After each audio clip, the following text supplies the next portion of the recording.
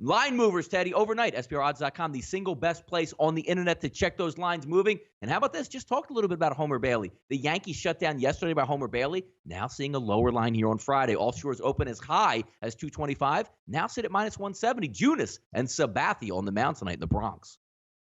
Yeah, I mean, there's a lot of love for Eunice in the markets. And again, we talked about this yesterday. Most of the overnight moves and the early money moves in MLB are going to be based on starting pitching matchups and the advanced metrics for those starting pitching matchups. Certainly, we have the Yankees lineup where they have 4 hits, losing yesterday a season low in that game. Certainly, the Yankees are all banged up. Certainly, the markets do not believe that CC can do it again. Sabathia, in his return from knee and cardiac surgery, allowed just 1 hit in 5 innings, retired 15 of the 16 batters that he faced. The market's saying he can't do that again. KC's won 5 of their last 7. Eunice is a guy 9 times in his last 11 starts. He's allowed 1 walk or less. That's a metric the betting markets tend to like. No shock that we're seeing Royals money heavy, wise guy Royals money. They cashed yesterday. They're doing it again today. Teddy, Verlander over $2 on Friday here. Markets open around minus 190. Now some outlets, Teddy, sitting north of minus 220. The Astros and the Rangers, the Battle of Texas, total of 9.5. Verlander, who's had sensational numbers to start the season.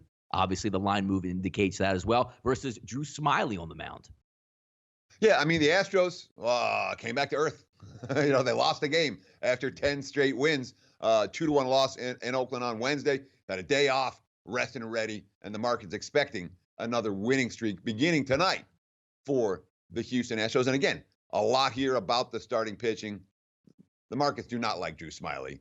The Rangers are 0-3 for Smyly. He's made it out of the 4th inning only once in those 3 starts, and through the 5th the other time. No comparison between these 2 bullpens. And Verlander, I mean, last time out, 2-hitter, 11 strikeouts over 6 dominant innings against Seattle. He looks to be bet on once again this year, as he's been in just about every recent season. Yeah, Teddy, in a hitter's ballpark, taking a look at Smiley's advanced numbers here. Expected weighted on base average, 405.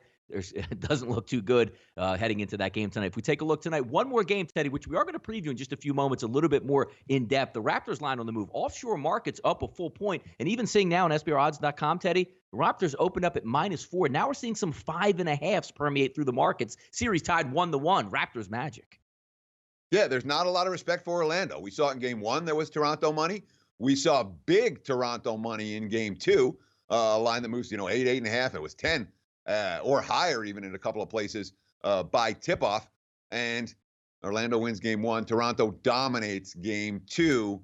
Certainly, there's a lot of respect for this Raptors team in the markets. And now that they got off the schneid with that game 2 win, markets aren't looking at Toronto long-term, they've been failures in these different roles. Markets are looking like this Raptors team right now is locked in. They're betting on them tonight against a Magic team that's got to win or come pretty darn close in order to cover this number.